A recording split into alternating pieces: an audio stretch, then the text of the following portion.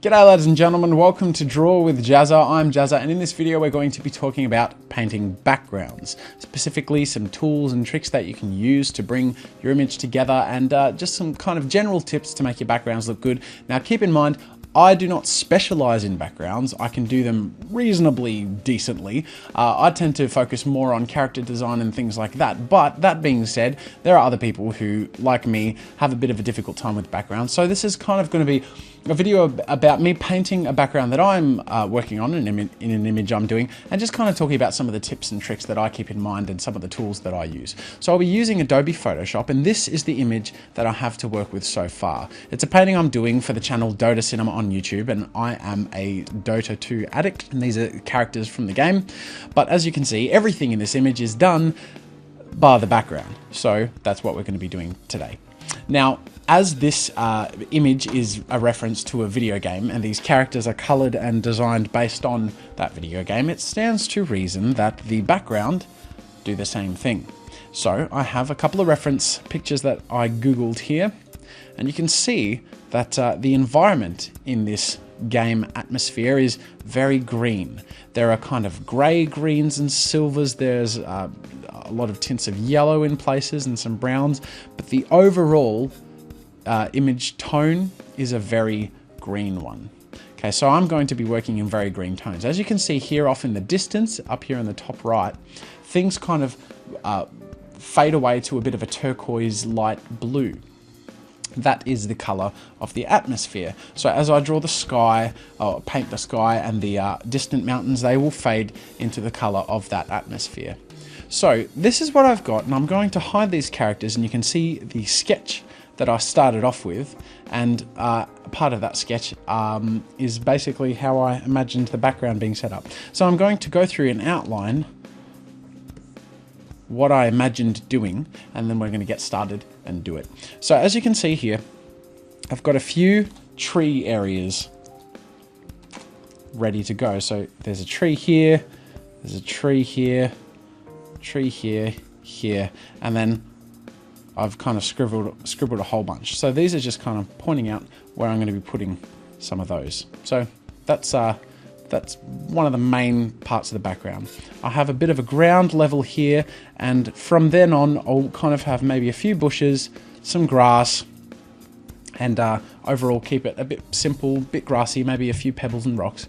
And then in the very distance we have a sky, and I've got kind of this this radial sort of cloud curve, and in the distance I might have some high mountains faded off into the atmosphere, and they'll be very blended with the sky. So I just kind of wanted to outline in red so you can clearly see what I intend on doing. Now, the way I tend to go about painting backgrounds, and I'm just going to make a folder here. Now keep in mind, because I am so generous and wonderful and nice to you all, the raw Photoshop file is available for download, so you can check this out. I will keep the images of the characters flat, so you won't be able to go into those layers, but the background will be free for you to explore. But anyways, yes, I begin with the furthest part back of the background, and that in this instance is the sky and the mountains. And after doing that, we leave space for where the trees will go and the ground will go. So I'm going to go in here in my background folder that I've created, and I'm going to create a new folder inside that, and I'm going to call this Horizon. And I'm going to start off by painting the blues and the cloudy hues and mountains, and then I'll, after I've fast forwarded that and you can see my quick process, I'll recap it and explain the things that I've done.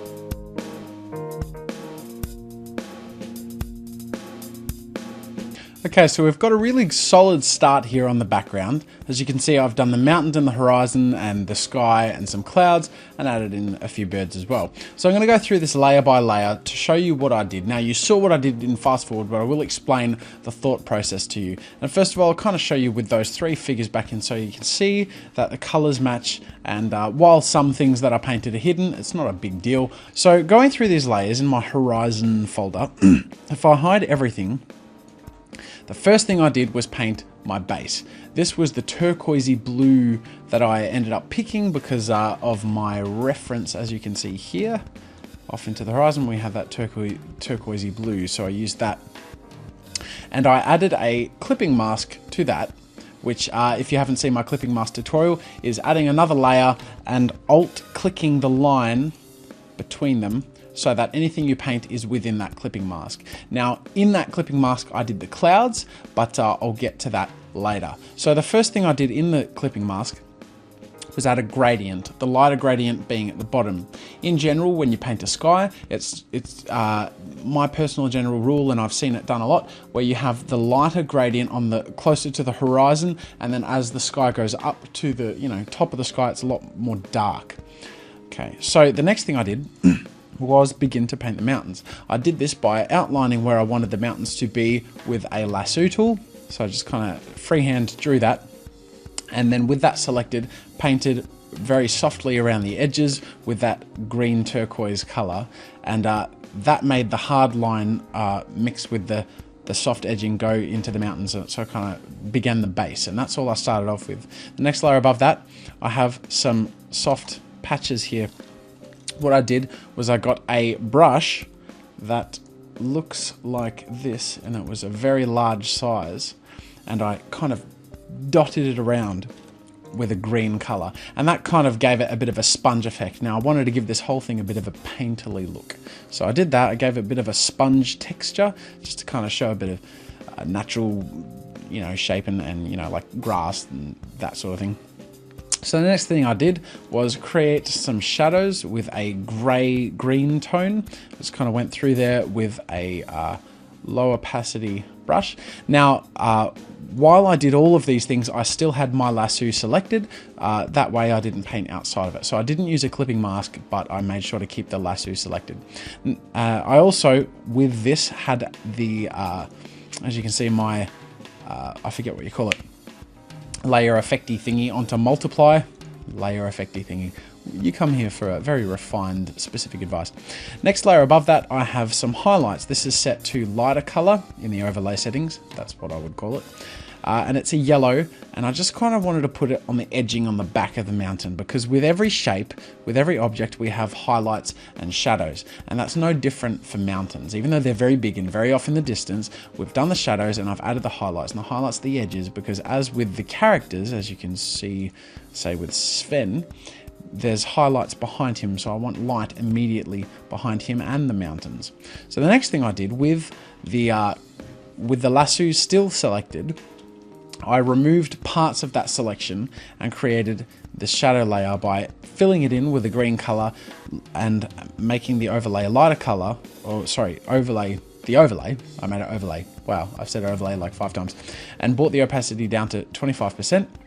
Then on top of that, if I zoom out, I reused the gradient that I placed, and I'll hide everything. So as you can see, I used that gradient that I have in my original clipping mask. I duplicated that and put it on top of the layer above the mountains so that it kind of pushed it back in with the sky. Does that make sense? I hope it makes sense. Okay, so the next thing I did after I did that was the clouds. So the first thing I did was the wispy base. I just kind of very, very roughly did the edging. Then I added a radial blur just to kind of stretch it out and kind of make it softer looking. Then on top of that, I added a painted layer. Now it's very hidden here because I only wanted it soft, but just to add it so it didn't look purely like a blurred layer, but that way it can look a little more hand painted. Then the next layer up, again, more refinement. So I've gone through, added some more hand painting edges to the top of the clouds, just in the white, added a few wisps, and then finally I have my highlights, which are yellow on the bottom of the clouds. And the reason I've done that is because, as you can see, the yellow on the immediate back of the mountains, well, as the clouds are so high up, they would still reflect the light, but the light would not be behind the clouds, they would be immediately under them because they were reflecting the sun on the horizon. So that is how I did the clouds and the mountains. And then the last little touch I did was the birds, and I made sure to make them a bit of a dark green instead of a black, because you don't want to stand out too much and it makes it look more part of the environment. And another rough thing to remember, if you're ever going to draw a group of birds in the sky, remember that they travel in V formation. That's a bit of a nature fact for you there. This series happens to be educational in many walks of life. I've just taught you something about nature. Hooray! Anyways, okay, so back to it. The next thing that we have to do, now that we've done our very background, is the trees. Hooray! So, as you can see in my sketch here, I'll hide my background. I've got my background done, and I've got a whole bunch of trees that I need to do. Now, I'm going to be really cheap and do one tree and show you how we can use that to turn it into many. Simply because in this image, the feature are the characters and the background is variant enough to hide the fact that I'll be reusing the same tree. In fact, there isn't an occasion in this image where one tree is shown in full, so it won't be noticeable. So I'm going to paint one tree, and then I will show you how, after I've done it, how I've duplicated it across and made it look a bit more fitting for the picture. So let's get stuck into it.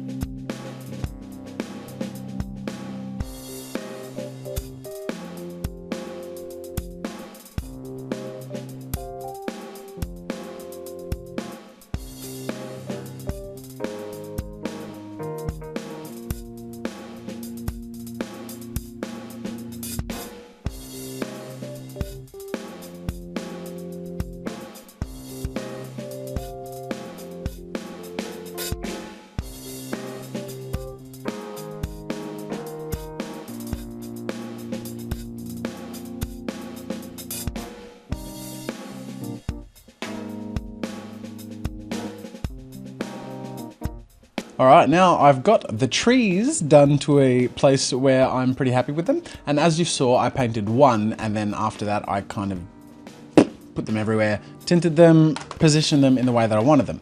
But what I'm going to do now is I'm going to hide everything minus my default tree that I painted, this one. And I'm going to show you the layers in which I put it together so that you can understand how I made that, and then I'll explain next the stamping process across the picture, so you know how I replicated it and made it look like a continuous image without looking too cheap, without looking like I used the one tree. Even though I'm not good with words. Let's get into it. So what I've got here is I started off with this, which was my lasso tool, in which I selected by hand this region and painted it. And then using clipping masks like I had with the sky, and I have several times I use a lot in all of my paintings, I went through and added this layer and painted this. Now how I went about doing this, and I'll kind of show you on the side here. So let's assume I have this area selected, and this is my pretend tree area for this example. What I did was I got my brush and I painted along the bottom edge there in my textured brush in a lighter color. Then when I was happy with that, I would select the lasso tool again and hold Alt and create another selection and remove a bottom area. See how that works? Then I'd paint again with the brush this bottom area, then holding Alt with the lasso tool, select again another chunk I remove, paint, lasso tool, remove, paint, lasso tool, remove, paint, lasso tool, remove. And what that did is, as you can see, it created this layer of painting where I have the hard edge and the textured brush, and it kind of merges into the dark base color, and then I do that again and again and again. So that is the base of how I created the layered look of the tree. So the next thing I did was add highlights. So using my textured brush on the edges and then a bit more of a plain brush on the rims of the tree layers here. Just kind of went through with yellow, and next layer above that, on a screen filter setting, I have my textured brush just with a light yellow on the edges here. It was a larger brush size, just to kind of add more of an overall round feel to the tree. And then the next thing I did the same thing but opposite. So I got my textured brush on a darker color and painted the middle of the tree and then under the rim edges, and I set that to multiply because I liked how that enhanced the thickness of the image. Next, on another layer, still in the clipping mask, I placed an image, which was this grass image, and it's on a low opacity on multiply. And you can see how that just adds a nice sort of texture and amount of detail without being too obvious that to do that I used a image. And then finally, just duplicated the original layer that I had here, this one, and put it on top to a 12% opacity and set it to lighten, just to kind of pop out those edges again. So that is how I did the main area of the green. And then finally I needed to add the stump. So like I did with the tree, I freehand lassoed how I wanted the stump to look, and then clipping masked in a layer with some shadows and highlights. So once I finished my default tree, I selected all these layers like this, and I right clicked and hit duplicate layers, and then I right clicked on those again and hit merge layers. So it would have been, yes, this one, merge layers. And then from that, I created my tree here. So this is the same one, but the difference is this is a flat image. So if I erase bits of it, you can see that it's just a flat image. It's not in all those layers. That's because I merged them. Ta-da. Anyways, so with that, I'm using this now as my base tree, and I copied and pasted this throughout the image. And so as you can see, the trees further in the distance, and I'll bring up the horizon so you can see how that blends. The trees further in the distance are tinted to slightly match those mountains, and you can see how that brings in that feeling of atmosphere.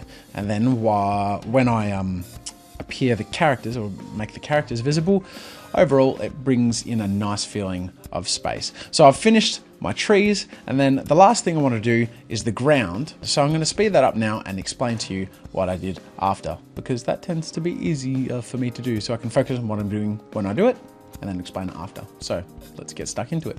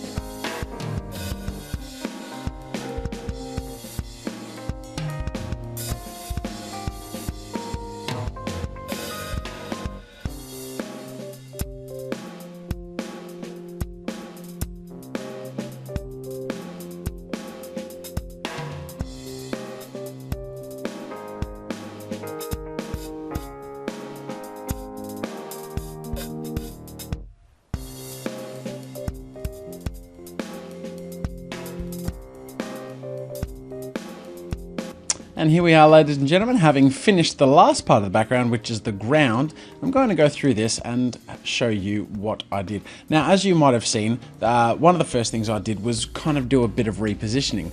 That's mainly because showing this Storm Spirit character here on the right, this blue guy, he was positioned in a little bit of a way that made it hard to make this path there visible for both of them, and you need the ground to feel like a tangible place, and I wanted these characters to feel like they're on the ground. So to do that, I needed to reposition him and also move some of the trees around just so things felt a bit more well positioned. But aside from that, I'm going to go through these layers and show you how I went about doing the ground. So first thing I did was create this gradient. Now, as you can see, I have a distant darker green, I had a mid-tone green, a somewhat of an orange-brown hue, and then at the very front, a bit more of a desaturated darker brown hue. And all those were mixed into the one gradient, so they all kind of flow into each other, and it looks a bit flat there. So the next thing I did was create a bit of a brown textured brush stroke for the path to follow. So you can see that placed along there already adds a pretty quick organic sort of feel. So the next thing I did was work with grass. So what I did to create the grass, and I'll kind of show you quickly, is I created this sort of a shape with the lasso tool, freehand. Then I painted the top bit but left the bottom not painted, so that way it had a bit of a gradient feel on the grass. Then I multiplied that and duplicated that all across, and you can see that that's basically one little freehand grass pattern that's repeated. But when it's done and it's resized and it's kind of put in a bit of a sporadic way, it doesn't look like it's just stamped. Oh, I mean, you can kind of disguise that at least. So the next thing I did was work with shadow. Now, shadow is important, and particularly on the ground, you kind of want everything on it to feel solid. Now, at the moment, without the shadow there, you can see that everything looks a bit floaty. The trees don't feel really solidly in the ground. The characters don't look like they're on the ground. So shadows are really important. And what I did in my approach to this was, first of all, I painted sort of a brown hue and made it a darker color overlay. And I duplicated that and pasted that around at the bases of the trees, and I painted the similar sort of thing under the characters. Now, that gets the basic feel there of that kind of ambient occlusion feel. But the next thing I wanted to do, just to make sure it felt really solid, was create a solid shadow. So to do this, I freehand drew with the lasso tool and filled it with a dark brown. I slightly blurred it, and then I also made the overlay a soft light and the opacity at 54%. And that brought everything down a little bit, but also made everything feel a bit more solid. So that, ladies and gentlemen, is how I went about doing the shadow.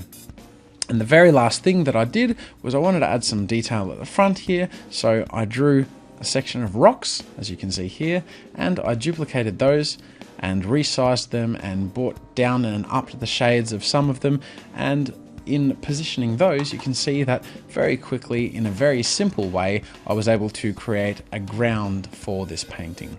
Now, ladies and gentlemen, that concludes this tutorial. I hope that you gained a few tips and tricks. Now, once again, I feel like drawing and painting backgrounds is not my strongest attribute or ability, but this is how I do it. And so for those who are beginning, or kind of like learning a few different ways or approaches that other people have of doing it, this is how I do it. And I hope you enjoyed the tutorial, ladies and gentlemen. Until next time, see you later.